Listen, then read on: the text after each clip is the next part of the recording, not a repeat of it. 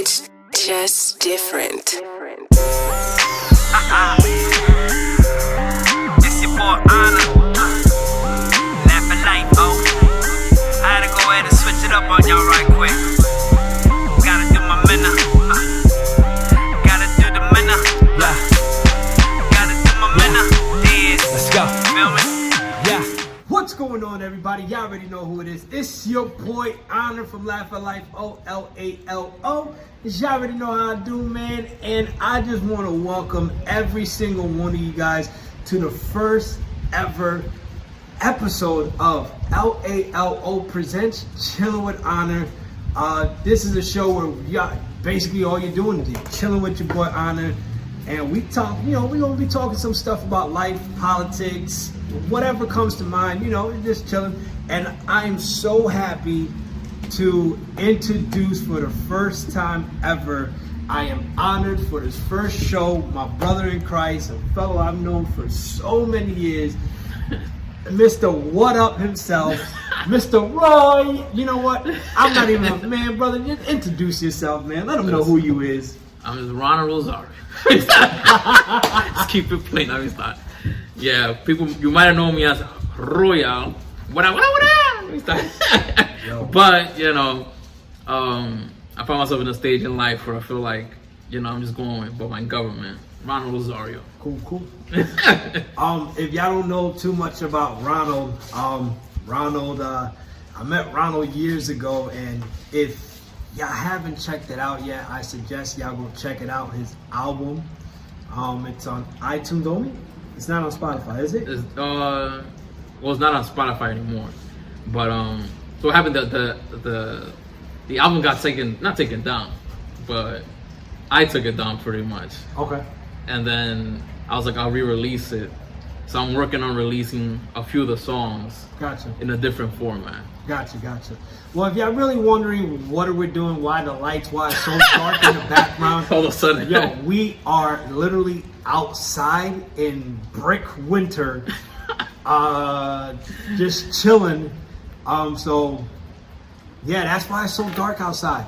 Cause we out in the beginning of winter. It's raining, it's cold. We got jackets on. It got cold. We failed. It was a little better an hour ago. We failed to go grab coffee. But Ronald, man, I do appreciate you. I really do. I do. For spending the time with me right here, just chilling right quick. Yeah. I would say before you get into anything, the first time I really remember meeting you was the day I got saved. The men's retreat. Men's retreat. Oh man. The first time I met you when you was freestyling. Already. Always. That was about 12 years ago? 12 years ago. 12 years ago. Something like that. I remember, because we bumped together, I think that. Did we bump together? No, we were in the same room, and I know Dave was trying to get us to freestyle and stuff like that. I remember that. So I remember you from that specific day. That was dope. That weekend, I was like quiet. Yo, question, talking about, now that you brought up the men's retreat, I love the fact that you brought that. And there's something that I was thinking about the other day. Why do you think you don't hear too much about men's retreat in the Christian community? I don't know, man. I'll be honest. The reason I even went, obviously I was dealing with a lot, and my sister was like, you gotta go, and I'm like, if ain't no women gonna be there, I ain't gonna, what's the point? It ain't no women, what's the point? I ain't going to the thing where all men are gonna be in there. So I was like that, and then she was like, listen, I'll put half for you to go. And then David came to me and he was like, listen, bro, I think you should really go. You're really going to enjoy it. But I'll be honest, man, that men's retreat, and we used to do it every year almost. Yeah. It was life-changing, man. I still think about the mountains. It was nice. It was super nice, the Poconos. Yeah. Right? It was dope. It was nice to get together with the men, you know what I mean? And for y'all that just don't know, let me tell you the fun that we would have. We would sneak off because it was right around playoff season. Mm-hmm. Jimmy. Yeah. We were going right into the den, right into the cafeteria with those little small TV, and we'd be sitting there watching the game, sneaking off to watch the game. But other than that, this was a dope experience. Yeah, no, definitely, man. Every time I went there, I mean, the first time I went there, I got saved, and every year after that, it was like just recharge my batteries. Yeah. That's what it felt like. I went. So it was nice. And it was a weekend, but it was like super nice. I think in the last time I went, I actually got to teach, which is Nice. a blessing. You know, going from being saved and 5 years later I was teaching in this, I always felt like super honored. I was like, I'm not worthy, you know. No. But that was like a super big blessing for me. I you know? went twice, and then after that, I just never got to it because I was always working, couldn't take the time off. Yeah. I remember the first year. The second year was when I met Day. Yeah. Day. Yeah, the guy from the bridge one. Yep. Actually, because of that youth conference, because of that men's retreat, I came back and started changing my ways with my wife. You saw what? Changing my ways with my wife. Oh, okay. You know, because I remember Herminio, his testimony, and it was just so powerful. So, with that said, if anybody out there knows why there's no men's retreat for Christian men, I don't know. yo, and They if just there fucked is, it up. please let me know. I will say this though, that men's retreat specifically, at the spot we went to, every time we went, is like quality started going Yeah. down. Like the first time we went, Really? they had like this the shuffleboard Yeah, on I the remember floor. that, yep. They had the big basketball Yep. court in there. It was nice. They had the golf thing, which was okay. It had a few things, activities you can do. But the next year we went, they did away with the shuffleboard. The next year after that, they did away with the basketball court was like dusty. You couldn't play nowhere, so you started losing young guys. You know what I mean? I kept going because it was my church, Yeah. but like every year we seem to lose more young guys. So- because it was like we just gonna talk all day, you know? So that's a great segment, right? Let's go into that. Mhm. Why do you think? And I'll say this because, have you heard KB's album? Not the last one. I heard. Okay. I hear rumors though. Cool. I'm hearing this is one of the best Fire. albums for a Christian Yo, to best hear. album this year so far. Yeah. Yeah. Hands No, down. KB is fire. I just haven't gotten around to it, and I'm hearing so much about it. Like I gotta take my time with Yeah. that. He says something in a song called, I think it's We Right Here. He says, they said that millennials are leaving God. And I told him, look, you haven't seen the squad, right? But in the time that we're in today, and it's funny you bring that up because that just came into mind. It seems like, to me, it seems like more younger men, younger women have slowly departed from the faith. Like there's a lot of young kids, like younger generation, that don't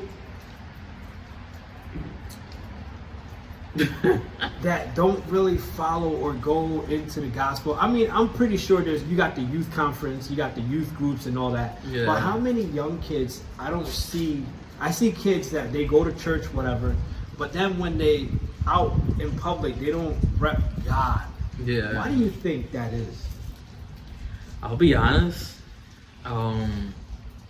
I wonder if I'm gonna throw myself in this. If I handed it down to the youth, or I invested enough. I mean, I think I did. Yeah. I think we all did. But it seemed like for them to sustain it, it was like, I don't know, man. It's a good question. I always wonder if it's because in the Bible you see like people, the issue's always from generation to generation.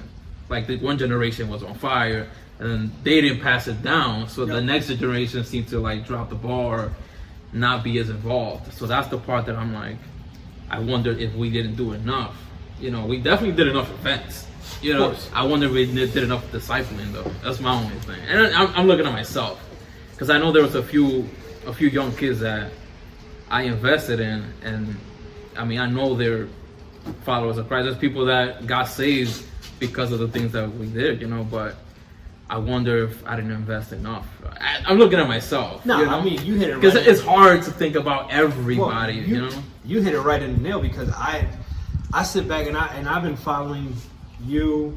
Well, I've always followed you, especially when you came up with the Gmail series, Yeah. when you did the album. Yeah. And I always admired everything that you done. I seen you Oh, that's preaching. right. I seen you preaching in the pulpit. Yeah. You know, like you've gone so far, and a little bit of me is like, dang, like I wish I was that committed back then to do the same.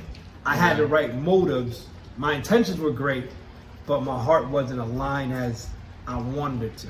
Right. Because after the second men's retreat, and I had an issue with my church, right? The church I used to go to, and we had some differences, and I left. And after that, it was a downward spiral. I believed in God, but I wasn't. You got issues with the church. Well, it was not even like so much issues with the church. I just walked. I was always in the Word, Yeah. but I never fully committed. But I was always in the Word. I was always looking for God. I was always trying to find a way how to get closer to God, but nothing ever stuck. But people would sit there. I used to live in a ridge, and there was this one cat. I'm not gonna say his name, but there was this one cat that he always looked out for me. He looked out for me, and he was like, "Yo, I'm going through this with my mom, da da da," and I would always speak to him. And just like you said, and I saw so much potential in him, and I saw so much downfall. Like life was just getting into him. I wish, like you said, I wish I probably would have invested in him a little bit more. Yeah. Yeah, but it's hard to say because, I mean, it's not like Bible studies. Bible study wasn't there like there was for us.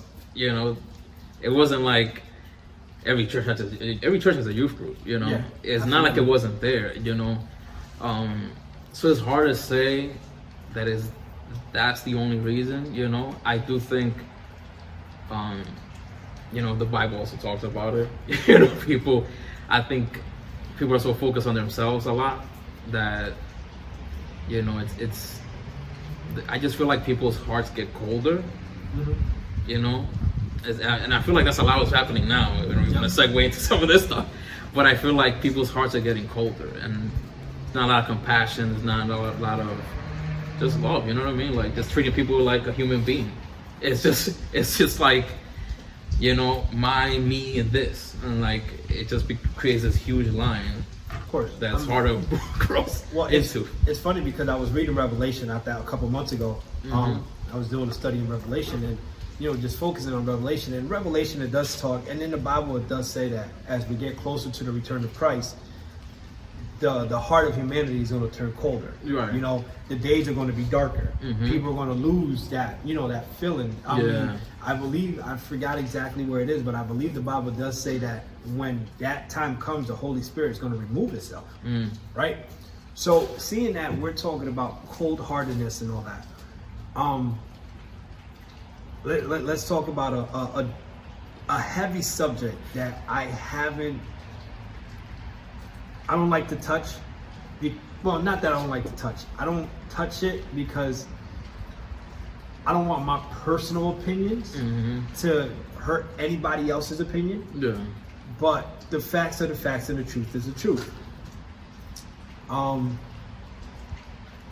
Let's talk about this whole social injustice that's going on. Now, you and I, we both come from obviously Latin background. You know, you come from New York, you know, moved to Danbury. I come from New York, moved to Danbury. And even in Danbury, there's a little bit of racism. I mean, I got racially profiled in the ridge.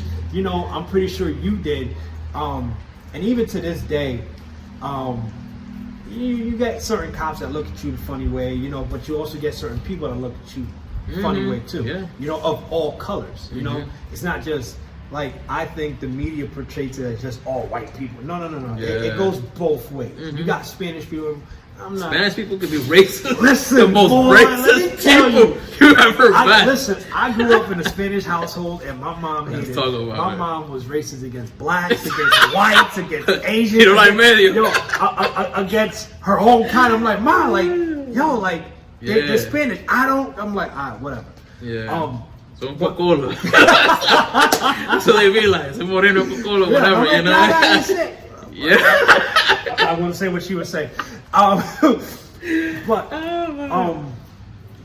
as you know, as we get older, we start seeing things. I think that I I'm gonna say this first, and then I'm gonna ask you what I wanted to ask you. Mm-hmm. I think when it comes to social oppression, right, systematic oppression, my thoughts and my belief is part of it is the mindset, and part of it has to deal with the person, right? Like, I was just having a conversation the other day with my mother-in-law about this, and it made sense to me because, and my uncle, I was having a conversation with my uncle about this yesterday too. It makes sense to me because and I'll use the Bible, right? I'll use me being not into God and everything growing up. It wasn't until my boy Marcelo, shout out to my boy Cello, that showed me Jesus music from Lecrae and started telling me and giving me the album From the Truth, The Moment of Truth. It wasn't until I saw things from that perspective that I didn't get the gospel, and then I started changing little by little, and then I gave my life over to Christ. But even then, being saved, a couple years in, I had it all wrong. But it wasn't until I got into the Word, I started listening to different pastors, watching like Paul Washer, John Piper, you know, all these different pastors that made me realize, like, wait a minute, like I got it all messed up, right? Billy Graham, who else out there? Billy Graham, That's a lot. I don't even know. John MacArthur. Oh yeah. You know, there's so many different pastors, and even to this day, I still look at even my own pastor, Pastor Frank. Certain things that he says, I'm like, you know what? I never seen it that way, right? So it takes us to make a decision to change the situation that we're in, right? So I grew up in the hood. I grew up in Mill Ridge and by Fairfield Ridge, but my wife, where I live now with my wife, her neighborhood was nice and quiet. When she took me out of the Ridge and said, come move in with me and my mom's, I moved in and it was nice and quiet. I was like, yo, like... I know the feeling. Like, I came from the Heights and then to Danbury was like crickets. And I was like, where the ambulance at? I'm like, yo... Where's the merengue at 1 a.m? I'm sitting there, I'm like, yo, like... I'm looking outside the window. She's like, what are you looking for? I was like, yo, ain't no cops. Ain't no drama. Yeah, no. Like, at 1 o'clock in the morning. Yo, what the... I'm like, yo, like, I remember, like, Yeah, you yo, gotta what the... And I'm like, see yo, one eye open. Yeah. who out there fighting? And then you go out, you turn off the light, you go outside, Yeah. you're like, yo, you hit that? Yeah. You know? But it wasn't until she showed me a different side of life that I realized that my mentality that I had, I'm the N-word, I'm a hood, you know, Yeah. whatever. I'm from the streets. And Right. It wasn't until I saw the difference, I was like, wow, like this is life could really be this peaceful. Then I realized, like, wow, there is another side of life, right?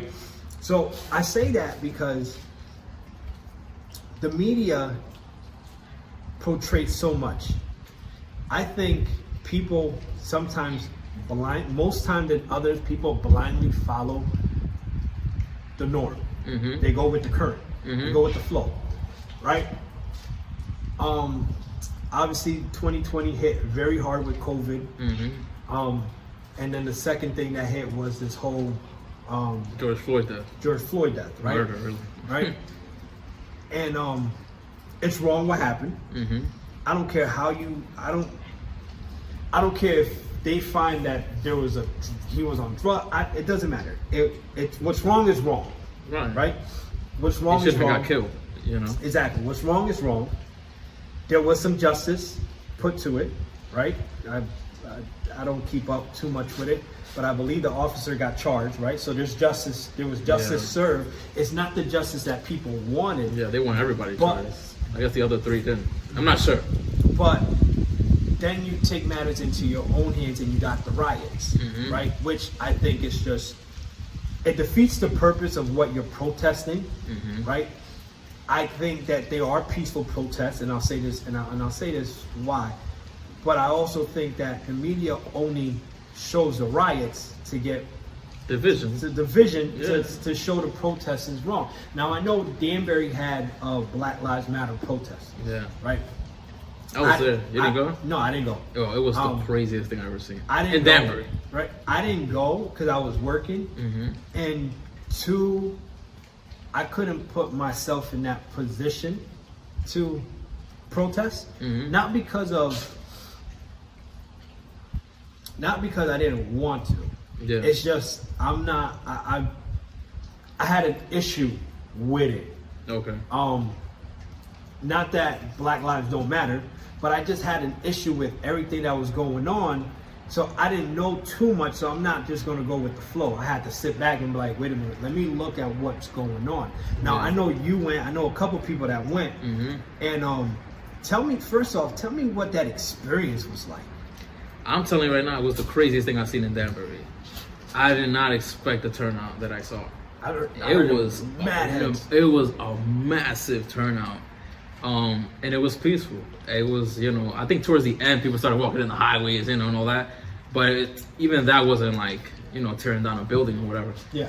But overall, I think the most shocking thing was seeing white people and black people and Hispanics and every nationality you can think of was there together. And it was like, there was also like this heaviness of like mourning the injustice that happened to George Floyd. Like you can sense it, and you could tell some people were like really hurt. You know what I mean? Yeah. But overall, it was just like, I would say like the most positive experience I've had in Danbury, to see that many people Just walk together. In unison. the lights turn on. I figured it out. Let there be light. But yeah, no, that unity, and then after meeting, I think we met in the library first, and at that point, I think honestly, it felt like 1,000 people. Then we walked over to the city hall, and at that point, it was you couldn't even see the street anymore. Yeah, it was massive, and then I was like blown away. I was like literally like people of all races were like, no justice, no peace. Like that shit had never happened. Whether whatever. I think most people could agree that was wrong. You know what I mean? I think most people could say he shouldn't have been killed. Yeah. And especially if he's begging for his life. Like, yeah, he was already on his back. You got 3 dudes on your knees on him. Like, why do you have to? It was like, it was murder. You literally laid your knee on his neck for as long as you could until you felt him stop. And then at that point, you still laid it. You hear the people screaming like, get off his knee. Get off his neck. But yeah, I think most people would agree that it was wrong. I think you saw that unity there. And then let's be honest. I mean, Breonna Taylor, Ahmaud Arbery, like there's a few people that happened right before he did. Yeah, I mean, I don't like to give too much into like the focus on the names, because it's there, Here's my thing with everything, right? Because I see things from a different perspective, right? And I'm very sensitive. That's why I don't really say too much. Yeah. There's always 2 sides to every story. We don't get the full story. We get bits and pieces. We got to do the research, right? What's wrong is wrong, and at the end of the day, it doesn't matter. It's like a sin. A sin is a sin, no matter what kind of sin it is. Whether you're a liar, whether you're an adulterer, whether you're a sin is a sin. It doesn't matter, right? One of the things that I will say that one of the reasons why I saw that it was a peaceful protest. I saw that people were posting everywhere and on Facebook Live, and I was like, dang, that's a huge turnout. Yeah, that was crazy. Right? And then I heard about the highways. I was like, those people, they're idiots. you can't do that, right? But I will say this though, before you guys say anything else, and I'm gonna cut you off. You're fine. But like you can tell in the crowd that there was people that were more emotional about this than others. Of course, there's always is. And then you have people that, there was times, I think we all got on our knees at one point, and you could tell somebody was like upset and was like, why are you getting on your knees? Stand up, and then everything was an issue, but it's like some people are definitely more emotional. Mm-hmm. And I don't know that it being so peaceful was what they wanted. Yeah. Like they wanted a little bit of like, right. Like, come on, man. There's always somebody that wants to instigate stuff. I guess, but it's also like they're dealing with, it was grief. You can feel the grief out there. So it was almost like when somebody's grieving, you gotta like let them be a little bit, I gotta give them that grace. If somebody wants to scream to the top of their lungs, when like you go to a funeral, some people are like more affected than others. So, some people, I felt like with that, you can feel the grief in the air though. And it was like, some people were definitely more emotional and they hit home harder than some others, you know. Of course. A lot of us were like there just in support. Yeah. Some people were there because they've been affected by it, and there's some people that have really been affected by it. You know, there's groups within the group. You know, of course. So I think there was that group that was like, you know, because I think after the city hall, they walked to the police station. Yep. And then from the police station, that's where the group split. And then some people went to the highway, and some people went, I don't know where I think back to the library. But yeah, I think overall though, it was peaceful. And then there was other protests that were also peaceful. But like you said, it was the highlights were the riots and the you know, the division. You know, make it seem like these people are animals or whatever. Like I remember when everything happened, there was a scripture that I held on to, and I think I went on IG and I said it. I spoke on it very quickly. Jesus said that when a brother grieves, in the Bible it says, if a brother is grieving, grieve with him. Mm-hmm. If he's in joy, rejoice with him. Right? So, and through, you know, that's what we're commanded to do as Christians. So I understand the grieving process. I understand the support process. I understand all that. Because I wasn't there, I have to ask this question because, and I'll use a person as an example because I saw him post it up, and you were there as a body of believers, right? And not so much you, but as a body of Christians and churches and leaders of the community, right? And the pastors, the deacons, and all that. Right. Was there any preaching about Christ? And I know some people want to sit there and take that, well, why you got to make everything about Jesus? Well, there's a reason why I bring that up. There's a reason why. Was there any of that, or yes. there was? I would say, so right when I got there, I bumped into Michelle Ross. You know Michelle? She does a lot in the community, but she's a Christian. She go to my church in Victory. And I bumped into her, and I'm talking to her, and I was like, is she ignoring me? And I realized she was praying. I was like, I'm sorry, I didn't know you were praying. You know? Like, I was like, hey, a long time, and she was like, I was like, oh, my bad. Sorry, my bad. Lord, but go back to that. I didn't realize that she was one of the people that helped organize it. Okay. And there was also Isaiah McCorkle. That come to my mind. I'm sure there was actually there's this kid named, he's not a kid anymore, but Solomon. I forgot his last name. But these are all believers that helped organize this. And then Michelle at one point was given the mic, and you know, you can tell she was grieving. She was grieving for the people. She was praying before she went up. And then she probably spoke for like 10 minutes.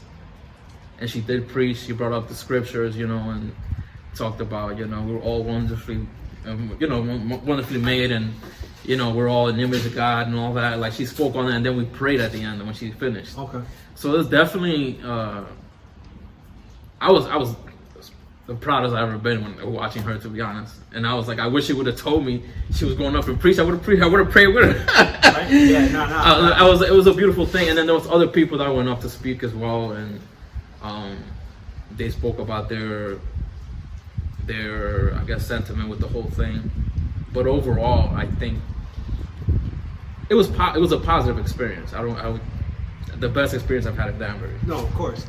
And I asked that because I follow this guy named Marcus Rogers, and with everything that the media shows, with all the negative, you know, I saw him post up a live that there was a protest going on where he was at, and he stood out there with a microphone and he just was preaching the gospel. He was sympathizing. He was grieving with people, but he was, you know, preaching the gospel. The gospel. I seen with all this going on, I've taken a stance. Like I said, I haven't spoken too much about it because I don't want to not offend anybody.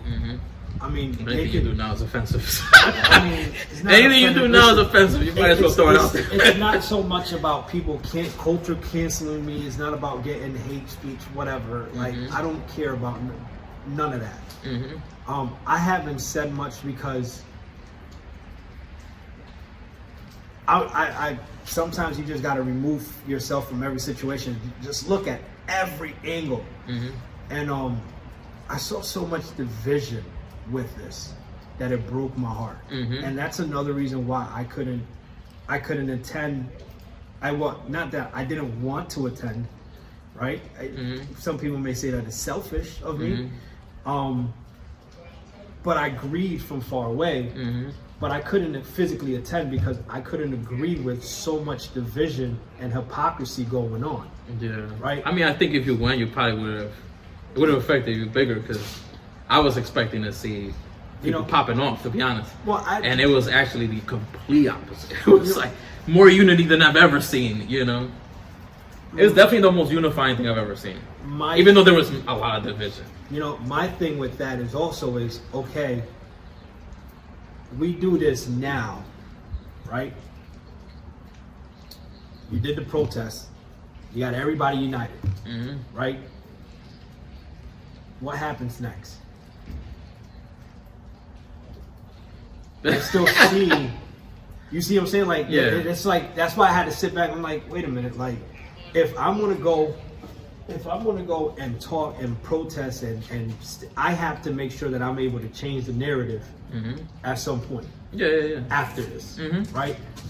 I would say, I think your presence there would have been an impactful thing, regardless. I think so too. I think your presence, makes a difference. My excuse, I was working. I worked for the post office. I literally was working. It just I was working from home, and on my break, I only went out for like an hour. I didn't go through the whole thing. I only stayed for like an hour, and then I left. Because I said, if it happens, I'm going and I'm preaching. People are gonna hate me because I'm preaching. I'm preaching that the only way to really change this whole social injustice is through Christ. But that's what I'm saying. Like, a lot of it is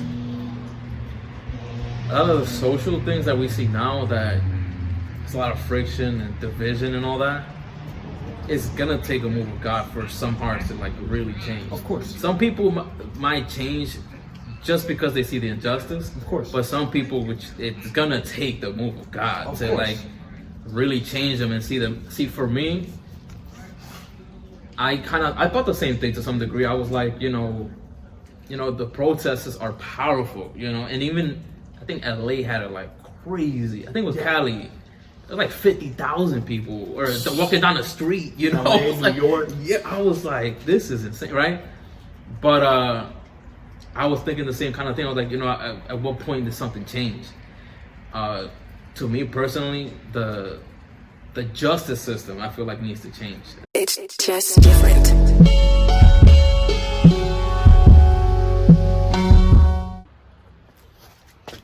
What's up, y'all?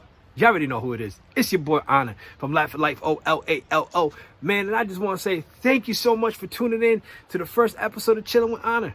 Man, I had so much fun with my brother Ronald Rosario, man. Listen, part 2 is coming. Y'all want to know when it's coming? All you got to do is subscribe, hit the bell button, turn on the notification so when it drops, y'all get the first one to get it. Y'all get it and y'all be able to watch it. Because trust me, part 2 gets deeper and it's pretty good. It's really good. But anyways, thank you for watching again. And I gotta go. I gotta be out. I love ya. Peace.